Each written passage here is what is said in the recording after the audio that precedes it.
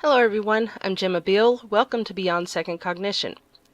I often hear the phrase that we live in a really shitty world. I want to focus on this mindset and offer a different perspective. We don't live in a shitty world. We live in a pretty cool world with really shitty people. Why these people are shitty people ranges for various reasons, but from my perspective, it is because of their dickish behavior.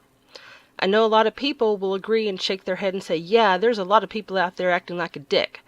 But the thing is, how many of you can recognize your own dickish behavior?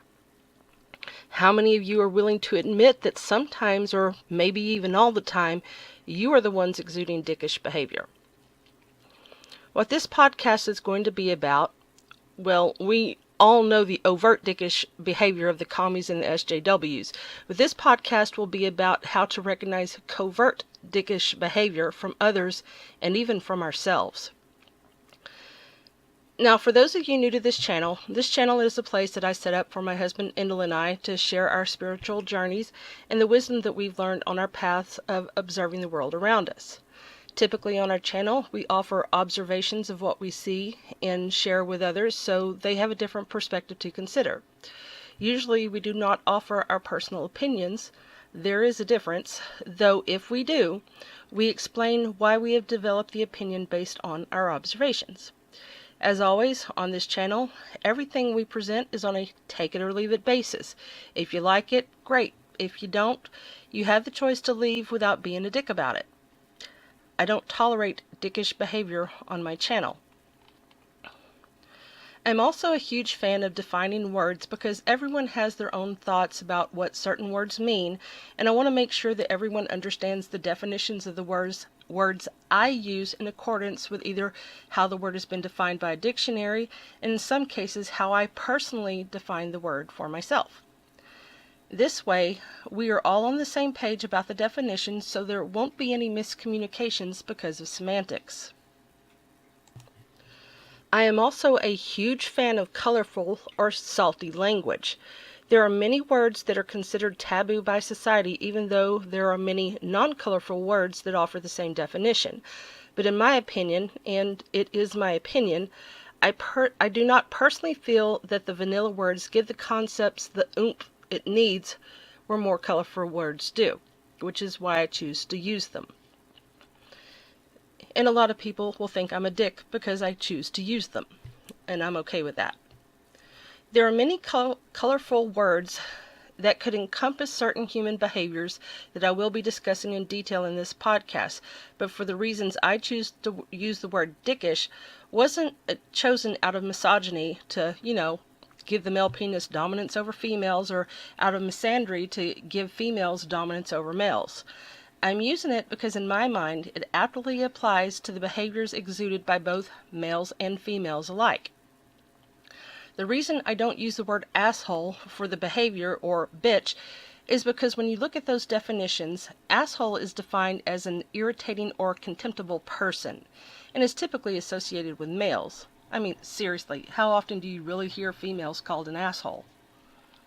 Bitch is defined as difficult or unpleasant, depending on if it is a situation or a person specifically, though it's mostly females that are called bitch when they're being aggressive or highly confident or just plain bitchy. I get that a lot, and I'm okay with that too. Both are considered derogatory terms to describe the individual specifically, or at least that is the way that it is taken most of the time.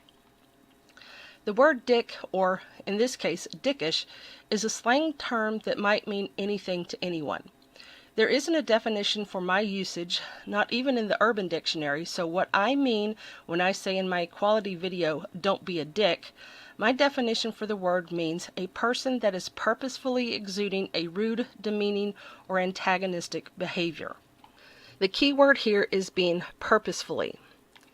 Most people can be purposefully rude, demeaning, and antagonistic without consciously being aware that they are being purposefully rude, demeaning, or antagonistic. This I will explain as I move through the podcast, and I'm not referring to being politically correct or sensitive in order to not be a dick, because a lot of the times the person's being politically correct and overly sensitive, in my opinion, are the ones that are being the dick. Now, we each have our own thoughts, feelings, and perceptions, though most of humanity, those thoughts, feelings, and perceptions are not really their own. They are dictated to them by the norms of society or the authority figures that want to control them and the narrative of the society, which doesn't always align with equal rights and our freedoms of our own thoughts and feelings. I will use a transgender video that I watched that inspired my equality video, and I've put the link at the bottom of the podcast for you to watch it yourself before you continue or after, whichever you choose, if you haven't already seen it.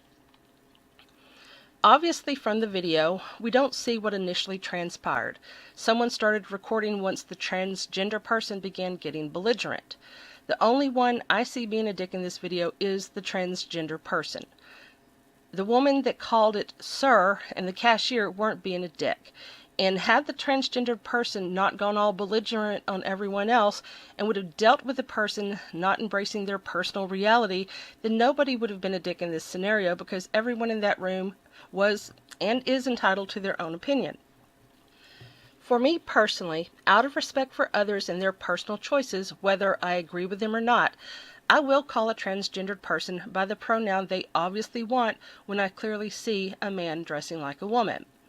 I don't do it to cater to their illusion. I do it out of respect for their own thoughts and feelings about themselves, which they are entitled to. But if I slip up and say sir instead of ma'am, and I am met with a belligerent demand that I comply to their wishes, all bets are off. I will instantly lose any respect I had for them and their position and call them what I clearly see them to be, a man. I won't do it to be a dick. They are the ones being a dick by their demands on my thoughts and my language, and their demand that I comply to their thoughts and feelings regardless of what mine are. They're the ones that are stepping on my equal rights to my thoughts and feelings in the process. You don't step on me, I won't step on you. You step on me, I will stomp on you. The next dick scenario is religion. Now, I know there are some people out there that have come over to this channel because Endell's work on the Q stuff that are religious, and I'm not sharing this to be a dick, and I know that what I'm going to say is probably going to piss you off, but I'm not saying it to piss you off. I want you to genuinely listen to what I have to say and to consider it in your own reflection about yourself and your own behavior. Just as you have your rights and self-entitlement to your religious beliefs, I have my rights and my self-entitlement to be free from them. Now, I'm not someone that has been on the outside of religion, sitting over there in judgment of something I don't intimately know and understand. Endell and I spent most of our lives in Christianity from the time we were small kids and have lived our lives as a Christian. It is from genuinely understanding the teachings and growing beyond them that we can see them for what they are, mind control of epic proportions. But we don't force anyone else that doesn't want to see it to see it. We respect your choice to believe as you do and pray as you do, but we do not respect your choice to disrespect us by preaching to us or our subscribers on our channel. Now, here is what you need to keep in mind. I have seen the whole religious argument that mirrors that of the transgenders, that your rights to be religious are being hammered at every turn, but that is a complete lie that you have been force-fed because you feel the need to defend your religion. Your rights to believe, your rights to pray are confined within your personal space and within your mind, and nobody can take that away from you. My rights to not believe as you do and not to pray and be free from your prayers are confined to my personal space. When you project your beliefs beyond yourself, you are the ones that are violating my equal rights to be free from your religion. You don't need a statue of Jesus displayed in public to believe as you do, or to pray, or to have a relationship with your God. If you are truly a believer, you won't need it. That faith comes from within. It doesn't come from a public statue, nor does it come from pushing it on anyone else. A public statue that you rarely see doesn't make you more religious any more than not having one makes you less religious. But demanding religious icons in public spaces does impinge on the rights and freedoms of those that choose to be free from religion. I personally don't care if there is a public statue because it doesn't harm me personally, but if I wanted a statue that was the word God with a circle and slash through it to show my freedom from religion, well, I'm sure most religious people would take it personally, but I have just as much right to that public statue as you would have to a public statue of Jesus. We live in the Bible Belt, so we are surrounded at every turn by Christians. There was a statue of the Ten Commandments at our state capitol that someone destroyed last year. The Christians were lobbying to get another one put up, and other religious organizations were fighting about having statues of their faith, their religious faith, also put up at the Capitol, and then the Christians went all berserk, especially when the Church of Satan wheeled up a huge statue of their deity. You cannot claim equal rights to your freedom of your religion, yet deny other people that same right to theirs. This is being a dick, and it is too not equality. All of these religionists here were completely discounting the equal rights of those that are non-religious to be free from religion, period, in that public area. That is being a dick, and that too is not equality. Because we do live in the Bible Belt, not a day goes by that I don't have someone tell me to have a blessed day, or God bless you, or I will pray for you. And every day I wake up, I'm already having a blessed day, and that's a day that is blessed by me. I have experienced life being blessed by your God, and it sucked. I found a much better life being blessed by my own intent, and I don't want your God blessing me or my life, because I've been there and done that, and my life is much better without it. Now, when someone tells me I'll pray for you, I tell them, please don't, and when they do it anyway, that's being a dick. I respect your right to pray for yourself and anyone else that wants your prayers, but to do it to me against my wishes, that is you not respecting my right to my own life. You wouldn't want a Satanist praying to their God for you now, would you? You should offer others the same respect you would respect for your faith, and if others don't agree with you, then let them have their rights to disagree with you, and don't be a dick about it. A lot of religionists think that this world needs more God, but when you look at history, every single war, every single dividing line can be drawn back to the belief in God. A lot of religionists think that people that don't believe in religion or God are the problem, and although some are, there are a lot of us that choose to be personally responsible for ourselves rather than asking some invisible entity to be responsible for us, or to shuck our responsibility off to Satan when we do bad things. We don't need more God in this world. We need more people to be personally responsible for their own thoughts, actions, and feelings, good or bad, and allow others to be equally responsible for their own thoughts, actions, and feelings, and don't give them the latitude to pawn it off on God or Satan. I want to use an example of some religious dickish behavior as well as some gay dickish behavior. Before anyone gets offended, I have a gay daughter, and I'm not gay bashing here, nor am I Christian bashing, but I want to show a perspective here for both parties to analyze their potential behavior, because this scenario was totally stupid and both parties were acting like a dick.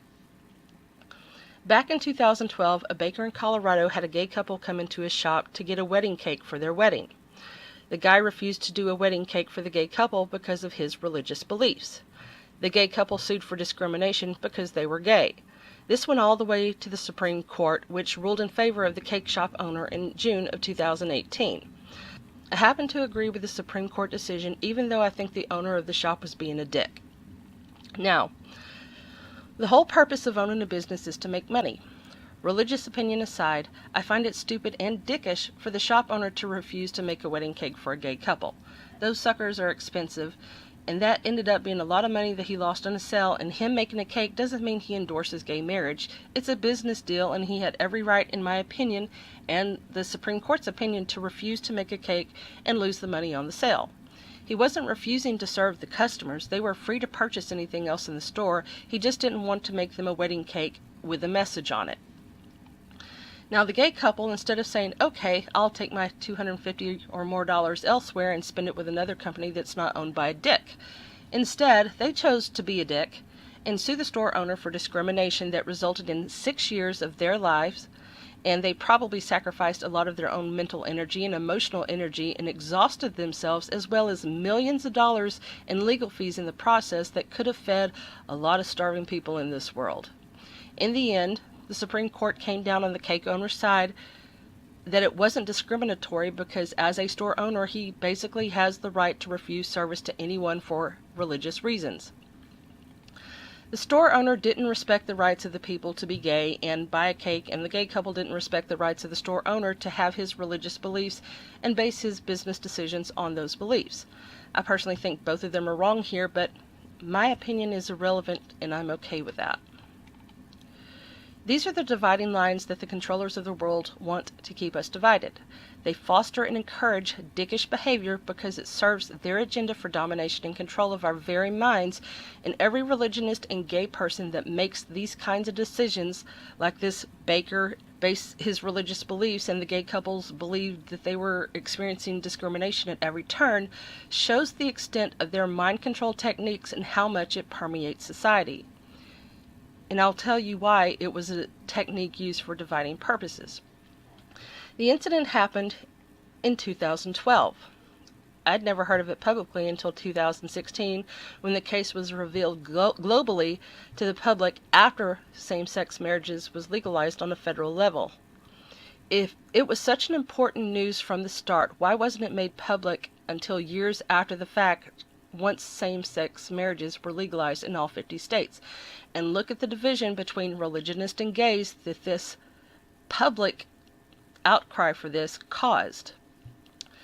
Now, discrimination of any kind is dickish behavior, but there are many things out in public awareness that discrimination is claimed where none exist.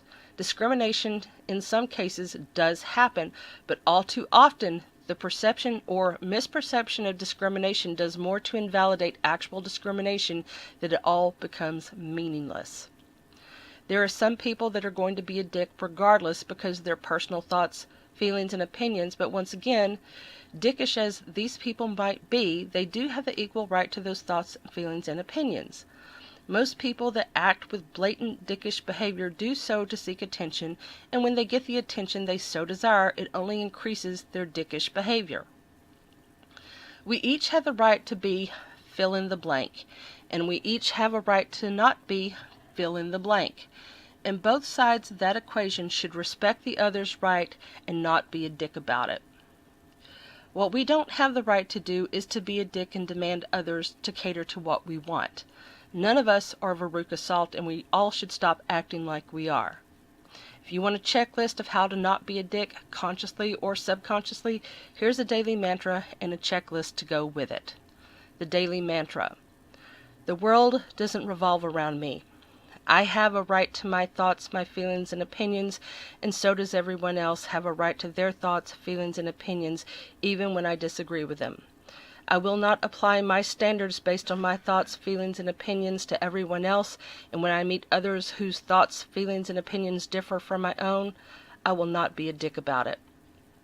Here's the checklist. Number 1. I disagree with this person's thoughts, feelings, and opinions. A.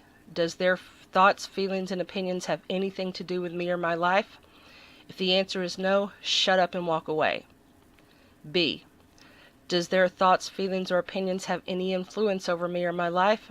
If the answer is no, shut up and walk away. C. Is their thoughts, feelings, and opinions any of my business? If the answer is no, shut up and walk away. Imagine a world where everyone did this.